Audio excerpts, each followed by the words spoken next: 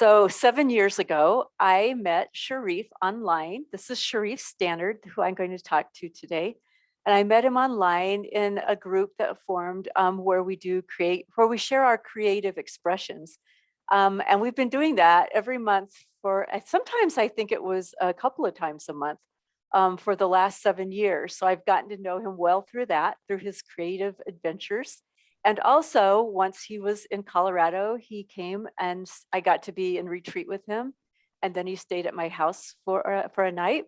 So yeah, and one time, Sharif and I last Christmas during COVID, he and I got to share Christmas together over Zoom, where he served me about 4-course dinner, had a seat at the table for me, had it all set up, and offered me different foods. We had wine together, and it was so much fun. So yeah, we've had really good times together over the years, and I felt like bringing him out of the shadows, even though he's not really in the shadows, and introducing him to the people who might watch this. So, hi, Sharif. Good to Hello, see you. good to see you and not see everybody else. Hi, everybody. So, what I ask people, my first question is always, where are you? And that can mean what room, what country, what state, what mental state, what emotional state, anything you want to say about where you are right now. Well, I think as we were chatting earlier that it's such a magnificently beautiful day here that if in mood wise, I'm not in a good mood, the problem's mine, not the planet's. It's so unusual. Like so much of the world, we're all in unusual weather. Well, we are right now getting unusually wonderful weather. Where am I geographically? The Chamber of Commerce here calls us the center of North America. I am just outside the city of Winnipeg, Canada, which is halfway between the East Coast and the West Coast across Canada. And we're halfway between the Gulf of Mexico and the Arctic coast on a north-south route. So for the purpose of chambers of commerce, it's a good thing to call yourself the heart of the planet or the continent. I say the only thing it does good for us is we don't have to worry about tsunamis. Where am I spiritually? Well, I didn't know anything. I didn't even know the word Sufi until it was 2009, which was what, 12, 13 years or so ago, when I met a friend that was involved in a group that was following Osho. And through her, I came in touch with Rumi and Hafiz that I'd never heard of. And I fell immediately in love with Sufi poetry. And that's really been my home base ever since. Our cloud studio that we get to go on. I usually try to share poetry, not always very good, but that's the roots of my Sufism.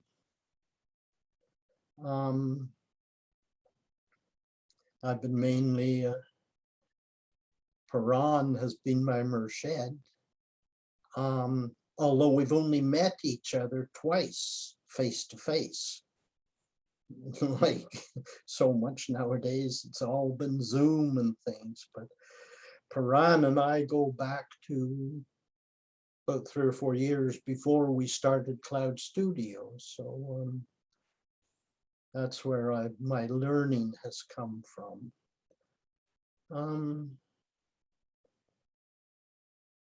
Yeah, also another thing feeding into my spiritual path is my connection with the indigenous people of this area. We have a very large indigenous population.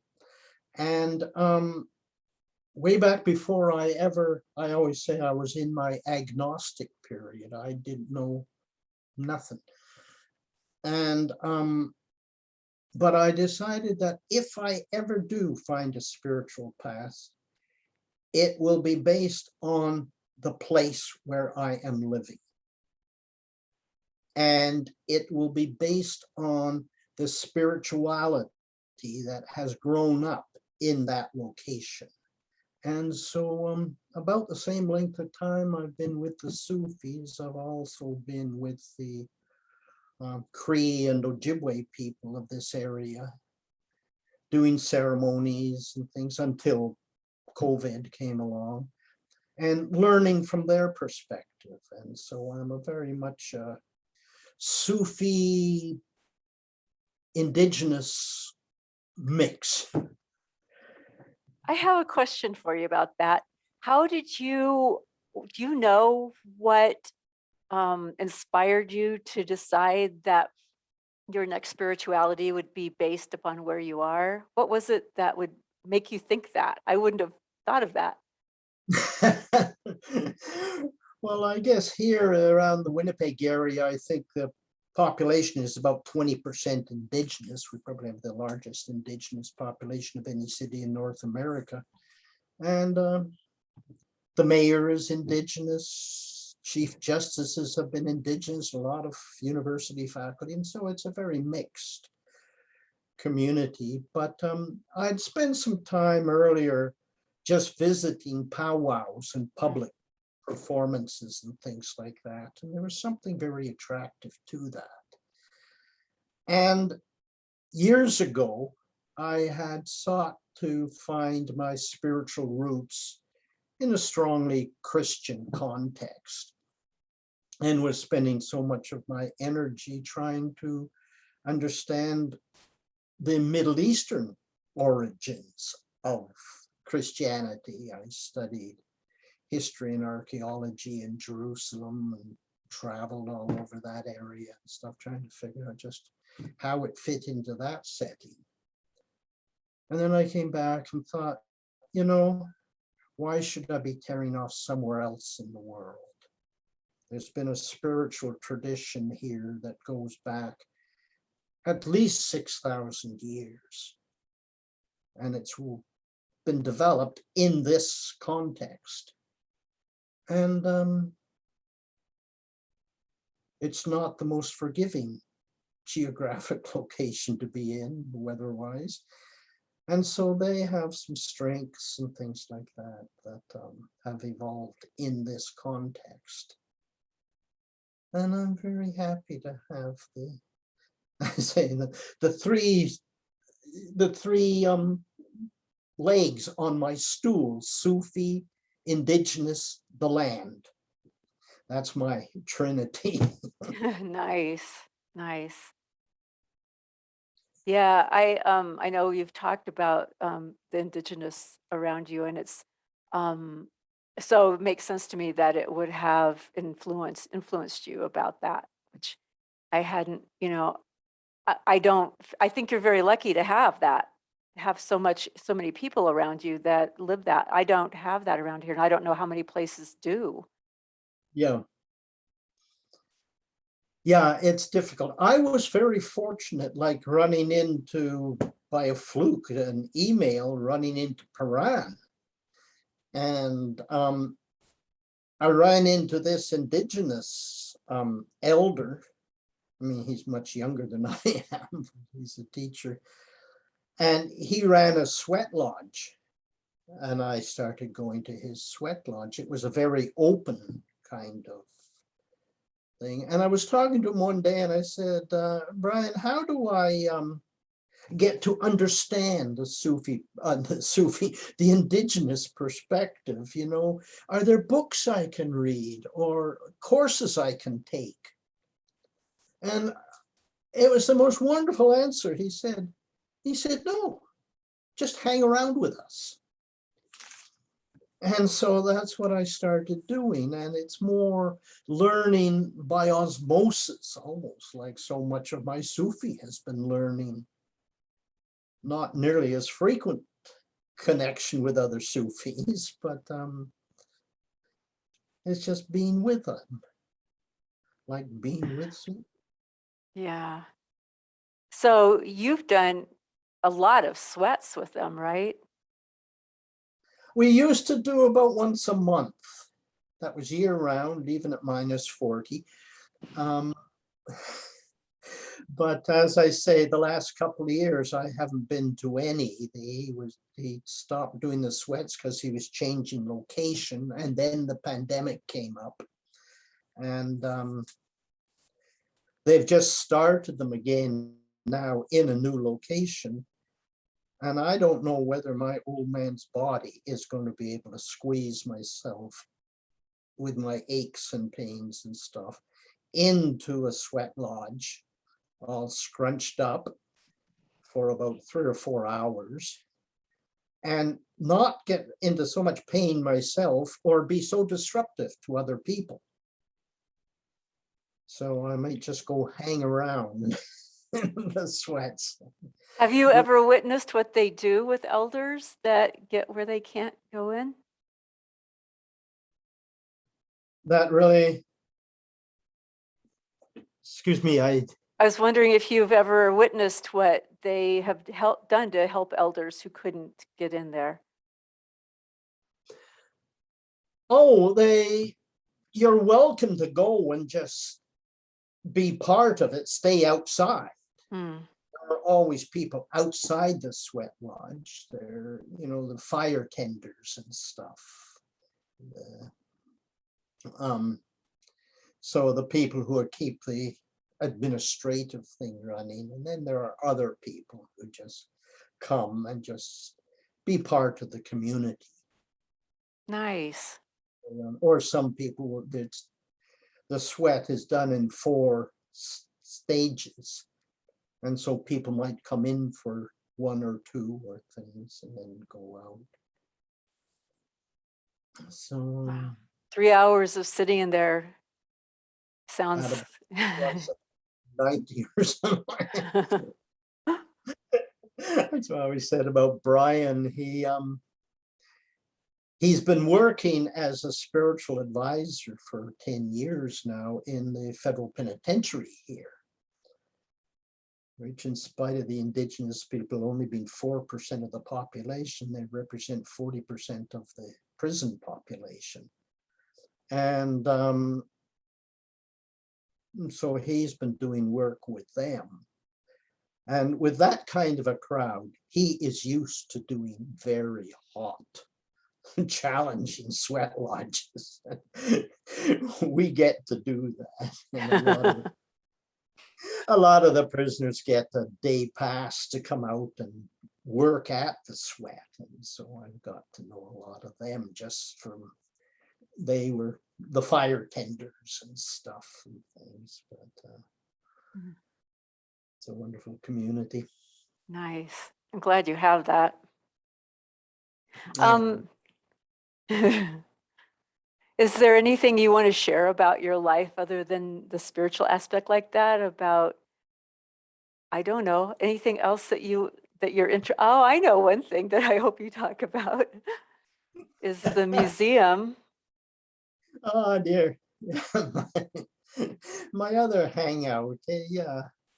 Well, about 5, 6 years ago now, a museum, a federal government museum opened here in Winnipeg called the Canadian Museum for Human Rights, not of human rights, for human rights. It was established by a businessman, philanthropist here in Winnipeg, who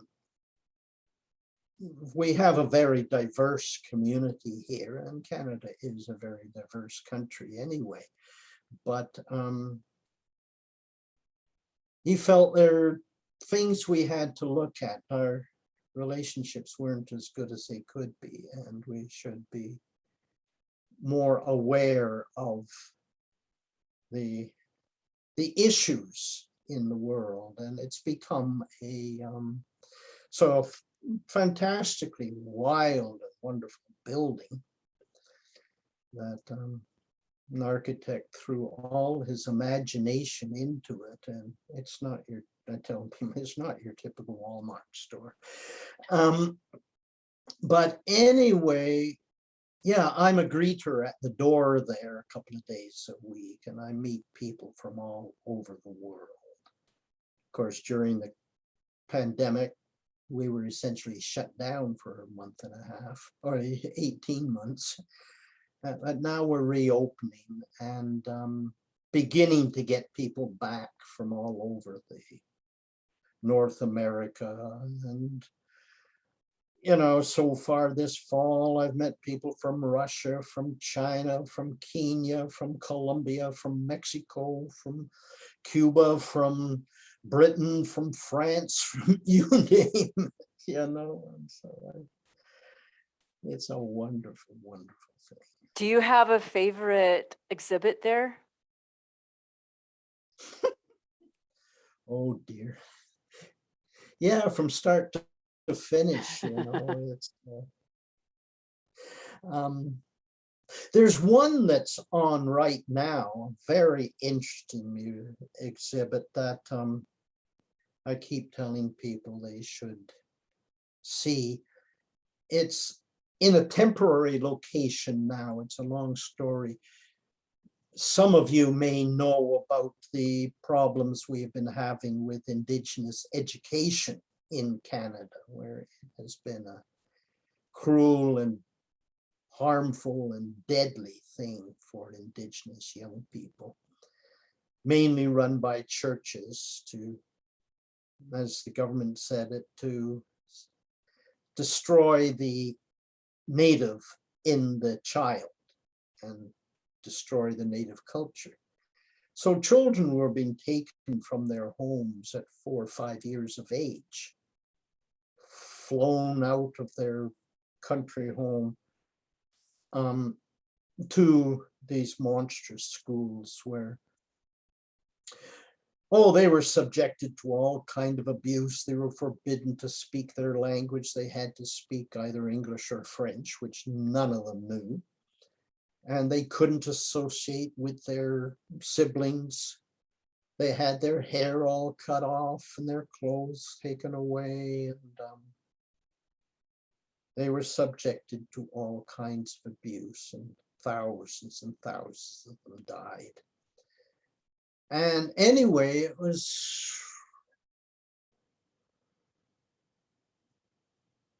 oh, 10, 12 years or so ago, they started a government inquiry into these conditions and came out with a Truth and Reconciliation report, where they exposed these issues in the residential schools. There was this artist, lives on Vancouver Island on the West Coast, in the same town actually my daughter lives in, but he is an amazing multi-skill artist, carver, painter, you name it. He built a huge, 40 feet by 10 feet high cedar panel, well, a series of panels. Then he had people go out to collect items from residential school sites, whether they were still standing or were just ruins, picking up bricks or doors or handles or signs or shoes or books or whatever they could find, or stories of the people in that situation. And then he mounted over 800 of these on this huge panel as a witness to what it was all about. And it has spent now through 3 years or so touring the country. And when it finished its tour, they said, what are we going to do with it now? Do you scrap it? Do you auction it off somewhere? Do you sell it to the highest bidder so they can have a little show place in their basement or somewhere or other about it? And so the artist and the Canadian Museum for Human Rights got together, and through native ceremony, the two of them came to be the stewards of the blanket. It is now the artist and the museum are, in a sense, the parents of the blanket.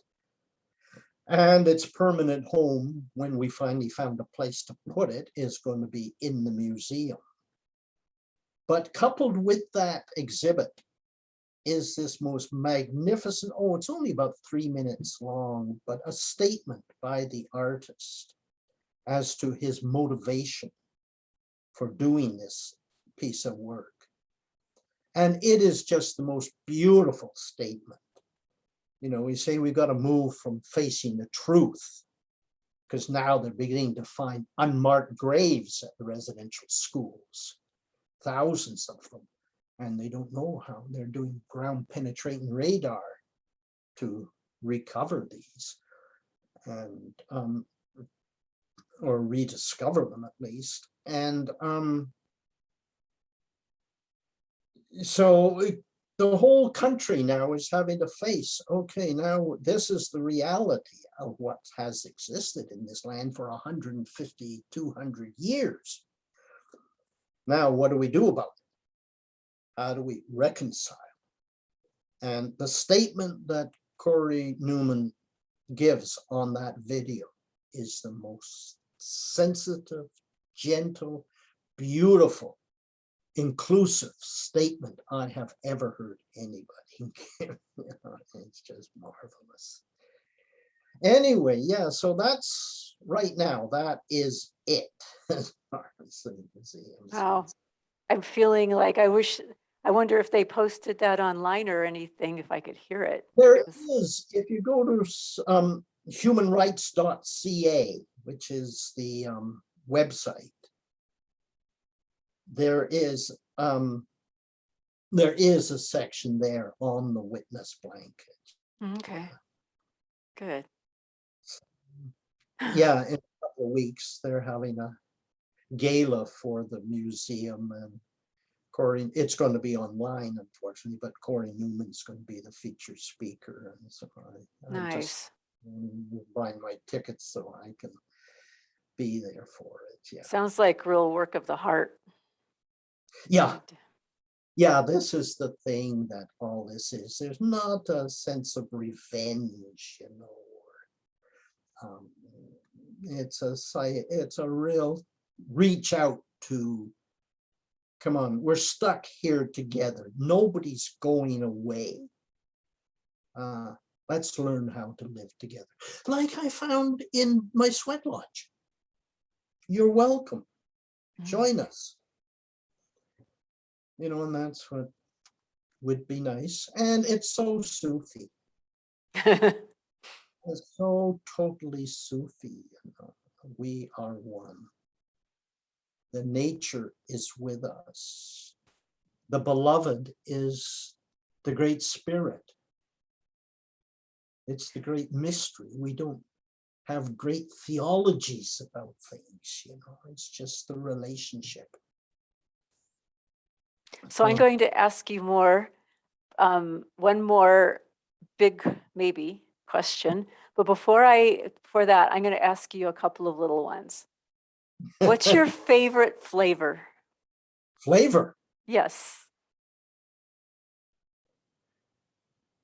Good or bad? I would have to in some way say chocolate.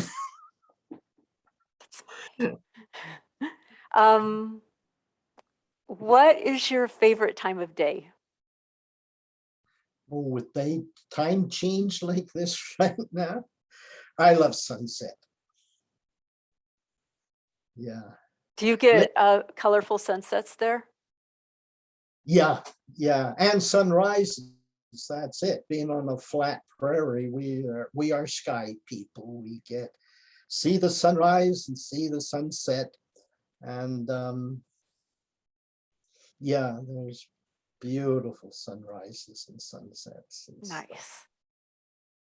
Okay, my last question isn't as simple. Maybe it's more so. I don't know. Anyway, this is going to be posted, I hope, on the Gathering Place on the Living Sufism webpage.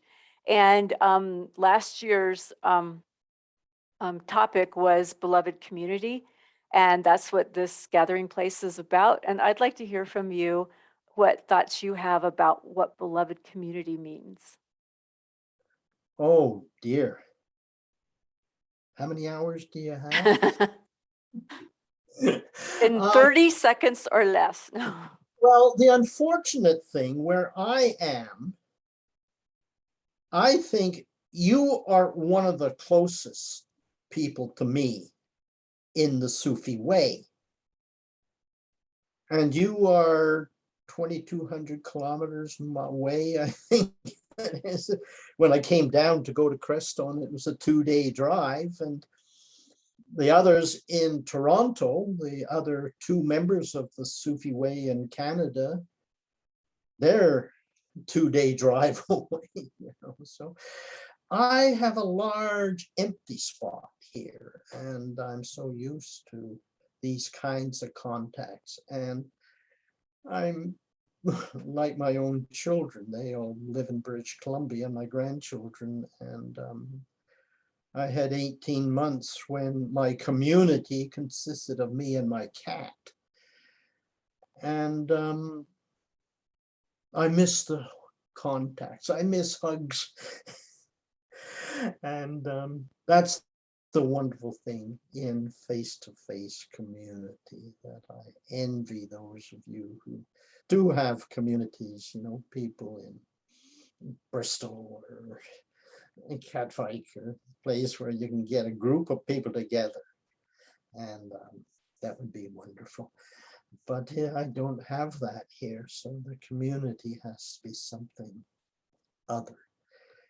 And I think my community, as I say, not only includes Indigenous, includes my family, includes Sufis from all over, includes Sufis of other generations, going back, Rumi and Hafiz and other poets are my community too. And from my Indigenous involvement, my natural environment is my community. I've been spending time in my little woodlot behind my house here, where the trees there, well, they're not the same trees. They're sort of a weed tree. They live about 100 years, most of them, but that land has been untouched since the last ice age 6,000 years ago. And so whatever they call that fungal thing under the earth that keeps the trees in touch with you, it's been intact since the last ice age. And I go out and sit there and revel in that community. Yeah. Does it have a different sensation, different experience when you're there where it has been untouched for so long? Do you feel that? Yeah, very much so. Yeah. Last time I was out there, of course, all the leaves were off the trees, and the trees were all asleep, and it could almost feel like the life had gone out of it, and say, see you in the morning. And how nice to have that place through all the seasons, that you can really sense Yes. when it's just starting to bud, before it even does, because you're there so much. Yeah, that's the wonderful thing. I've talked about it, how when the pandemic started and we began to have isolated us, I want to get out into nature untouched. And I was thinking of places I could go. Sure, there's drives and things I could do. And then it suddenly dawned on me that this bushland, that I'd always just called it the bush, I'd never explored it in 20 years. I'd never explored it. I'd gone through it to dump my grass cuttings and stuff on the other side of the bush where I can't see it. But I never really explored it. And it suddenly dawned on me that here I have that untouched wilderness 100 paces from where I am sitting right now. I just blew myself away. So the one change I've made in that spot is I have a stone that I brought back from Creston. And sit out there doing my meditations out under the trees with my feet on this rock. And I You brought it. know that all the rocks that people have carried away from Crestone has made it, the land rise higher because it has less weight on it. Well, oh dear, yeah, it sure is. What do they call it? An intrusive rock. Any geologist trying to figure out where this rock came from would really have a problem. Is it one of the ones that has all the different colors put together? No, it's just sort of a very simple tan colored Hmm. sandstone almost, it looks like. Oh, okay. Oh, well, that's all the questions I have for you. Do you have anything else you want to say before we end? No, it's just that this has been so much fun. Like we do all the time we get. And there's more and more stupid things we do together, even over soon than we've even touched on here. Yeah. Well, thank you for being willing to do this. And it's been fun. And I'm glad that we could talk. And I'm hoping that somebody who's never met you before will meet you through this. Well, I don't think I'm going to persuade thousands of Sufis to descend on Winnipeg and have Probably not. another center of Sufi influence. We'll come sweat with you. Okay, thank you Okay. so much. Thank you. I have to Um, figure out how to end this. Okay. Bye, Sharif. Bye for now.